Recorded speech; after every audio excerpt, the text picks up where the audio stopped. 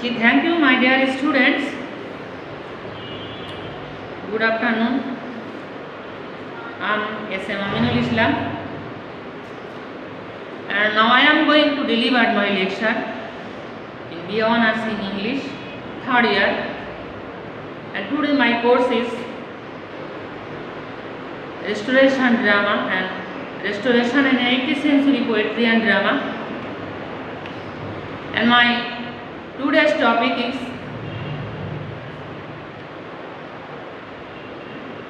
the theme of love and marriage in the way of the world. So student, এই কোশ্চেনটা অন্যভাবে একটু ঘুরিয়েও যদি আসে সেটা হলো right on concrete treatment of marriage and married life in the way of life. অন্যভাবেও যদি ঘুরিয়ে আসে সেটা হলো discuss man woman relationship in the way of the world. So এই কোশ্চেনটা অনেকবারই করে আসছে এই ধরনের যে man woman relationship and love and relationship are same questions. তো মাই ডিড স্টুডেন্ট, সো আমরা এই পর্যায়ে যেটা আলোচনা করবো আমরা বলেছি theme of love and marriage. The way of the world is a comedy. আমরা প্রিভিয়াস ক্লাসে I try my best to lecture on যে way of the world is a comedy of manner আমরা আলোচনা করেছি in my previous class. So সেটাকে মাথায় রেখেই আমাদের এই লাভ অ্যান্ড রিলেশনশিপ বা লাভ অ্যান্ড ম্যারেজ বিষয়টাকে ডিসকাস করতে হবে। The way of the world is a comedy which mainly student এই পর্যায়ে আমাকে আরেকটু কথা তোমাদেরকে বলতে হবে। তোমরা যেহেতু থার্ড ইয়ারে পড়ো অবশ্যই জানো যে what is difference between comedy and tragedy. তো বিষয়টা হলো ট্র্যাজেডিটাও হচ্ছে যার শুরুটা খুব আনন্দ ফুর্তি দিয়ে ভরা, কিন্তু নাটকের শেষ পর্যায়ে যে করুণ পরিণতি, কঠিন অবস্থা, ডিফিকাল্ট প্রবলেমস, আচ্ছা ডিপেন্ডস অন দ্য হিরো এবং হিরোইন, কেউ একজন মারা যাচ্ছে, এইটা হচ্ছে ট্র্যাজেডি।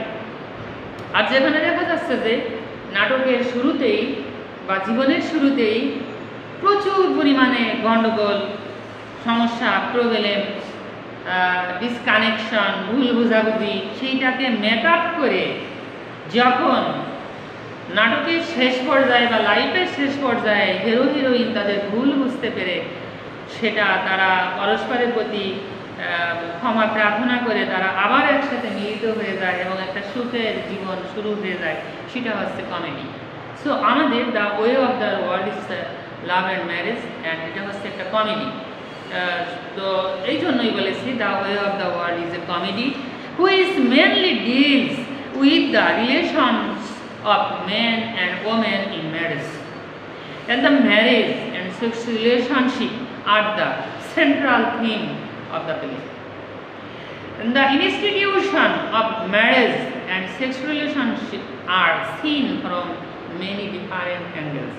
আসলে এই নাটকে বিভিন্ন ধরনের অ্যাঙ্গেলে আমরা এটা দেখেছি। আসল কথা স্টুডেন্টস, লাভ অ্যান্ড ম্যারেজ এই বিষয়টা যদি না থাকতো তাহলে মানুষ কিন্তু জীবনের জন্য এত বেশি কষ্ট করতো না। সব দৌড়দৌড়ি, সব কষ্টের একই কারণ হচ্ছে সবাই সংসার করতে চায়, সংসারের সুখ শান্তি চায়।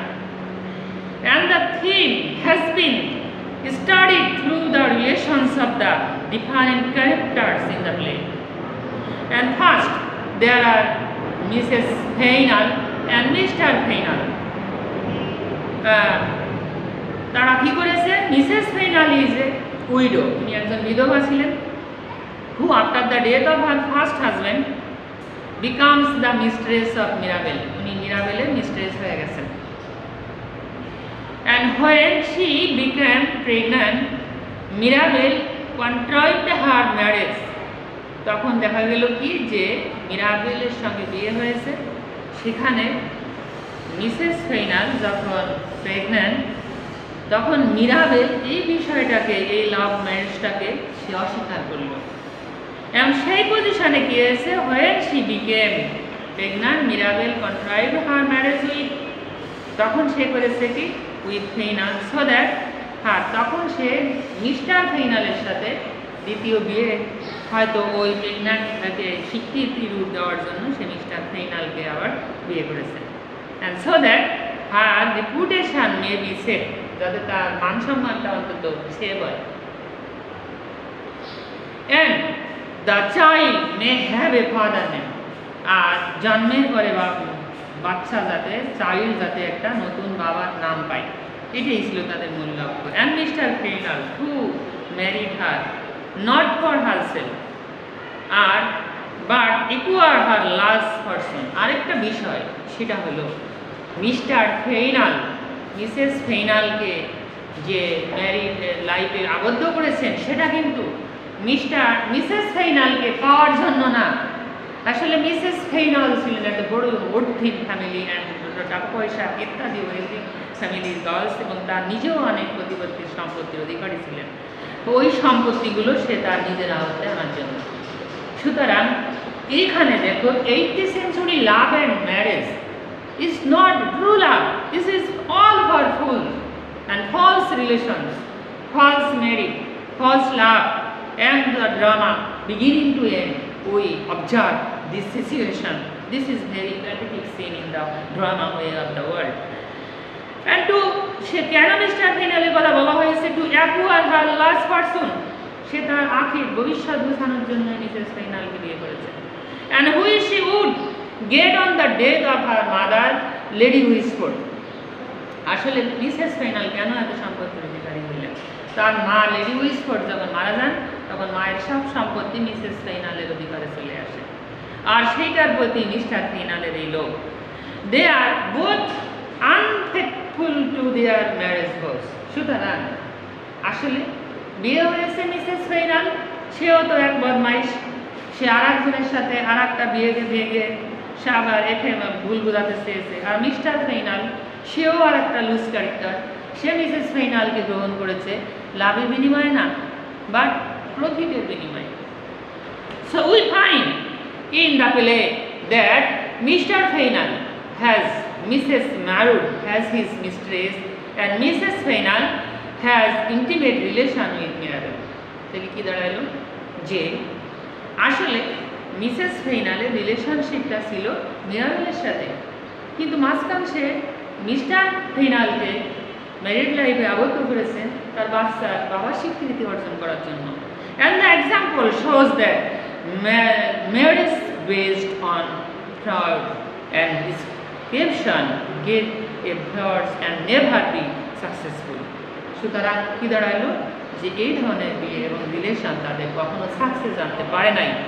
And through Lady Wishford, the dramatician represent the degraded sexual appetite in the old woman in the 18th century restoration period.